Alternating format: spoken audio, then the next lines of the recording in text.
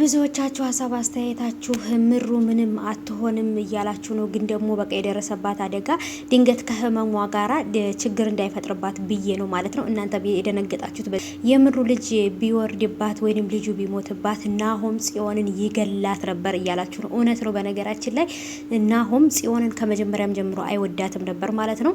ጽናትዬም እንግዲህ ባለው ነገር በጣም ስትረስ ውስጥ ገብታለች። አባቷን ትታ የማትመለሰው ነገር አግኝቷት ነው እንጂ ወደ ከተማ መመለስ ትፈልግ ነበረ። ቦርጫሜ ደግሞ እንግዲህ በጣም ደንግጧል ልጁን ሲያየው። ምክንያቱም ልጁ ራሱ የሆነ በቃ ነፍሰ ገዳይ የሚመስል ልጅ ስለሆነ ቤት ውስጥ ያለው የሆነ በቃ ሌባ አጭበርባሪ የሆነ በቃ በጣም የሚያስፈራ ልጅ ነው ቤት ያለውና ጨበርዬንም ሲጠይቃት ደግሞ እንግዲህ ምን እንደምትመልስ ለግራ ገብቷታል። እሱም ትቷት ነበር የሄደው ማለት ነው። ጨበርዬ መጨረሻው ምንድነው የሚሆነው? አዎ ትክክል ነው። ጨበርዬ ለናሆም ወይንም ለምሩ ወይንም ለኪራ ለአንዳቸው በቃ ለሴቶችም ለወንዶችም ለአንዳቸው ያለችበትን ሁኔታ ካልተናገረች ጥፋት የሚሆነው በሷ ነው እያላችሁ ነው።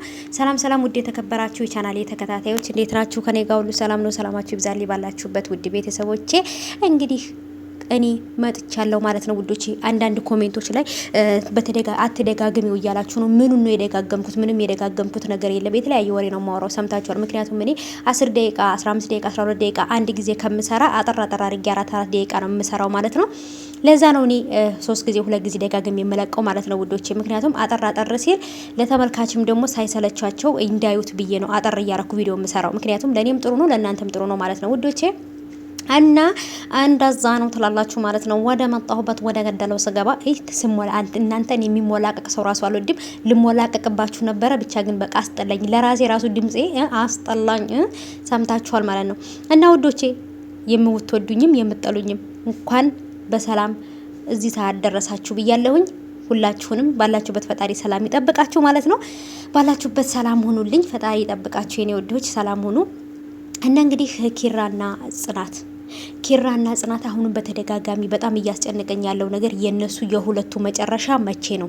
የነሱ መጨረሻ ምንድነው? አንድ ላይ መሆን ነው ወይንስ እንደዚህ ተፈጣፍጠው መጨረሻቸው መለያየት ነው? የናሆም እናትም ደግሞ መጨረሻዋ ምንድነው? የምሩ ልጅ ማሳጣት ነው።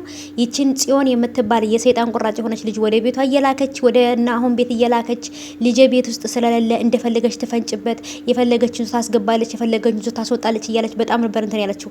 ምሩዬም ደግሞ በጣም ጨዋና ብልጥ የሆነች ጨዋ ያሳደጋ ስለሆነች ጽዮን እኔ ቤት ላይ ያለችው ናና ይዘህልኝ ሂዳ ብላ የናሆምን አባት ደውላለት ነበር። ምክንያቱም ናሆም ጋር መደወል አልፈለገችም። ናሆም በጣም ስለሚጨነቅና ስራውም ጋር ደግሞ ጭንቀቱ ምናምን እንዳይደራረብበት ብላ ለናሆም ደውላ ያለ መንገር ብላ ለአባትዮ ነው የነገረችው።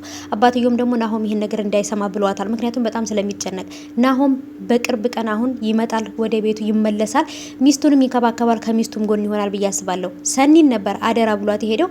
ሰኒም ደግሞ የሄደች ቤቷ ነው የምታድረው። ግን ናሆም እስከሚመጣ ድረስ ሰኒ ከምሩ ባትለይ ብዬ አስባለሁ። በርግጥ ስራ ሂዳ ስትመለስ ምሩ ቤት ብትሄድና ምሩ ጋር እዛው አብራ ውላ ብታድር በጣም አሪፍ ነው ብዬ አስባለሁ። ምክንያቱም ቤተሰቦቼ ምሩ አሁን አደጋ ላይ ናት። ጽዮን ወይንም ደግሞ የናሆም እናት መታ ምን እንደሚያረጓት አይታወቅም። ምክንያቱም ሁሉም በቃ መውለድ አትችልም፣ የሌላ ሰው ነው ልጅ ያመጣችው፣ የናሆም ልጅ አይደለም ብለው ወስነዋል።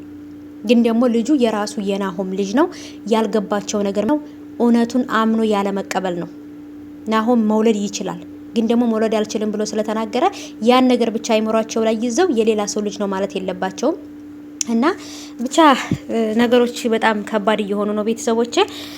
እና ወዶቼ የጽናትም አባት ደግሞ አሁን ላይ እየተፈጠረ ባለው ነገር በተለይ ደግሞ ቅዱስንና ጽናትን ቅዱስንና ኪራን ምንም ነገር እንዳያደርጓቸው ብለው ሁሉ ነገር በሽምግልና ሊፈቱ ነበር። ግን ደግሞ ያ ሰውዬ ገገማ የሆነ ሰውዬ በጭራሽ በሽምግልና የሚፈታ ነገር እንዳልሆነ ነው እንግዲህ ያደረገው። ብቻ ከባድ ነው። ብቻ ግን ለኪራ በጣም ፈርቼለታለሁ። ምክንያቱም ሰውዬው በጣም ነገረኛ ስለሆነ ኪራን እንዳይገለው ወይንም እንዳይመታው በጣም ፈርቻለሁ።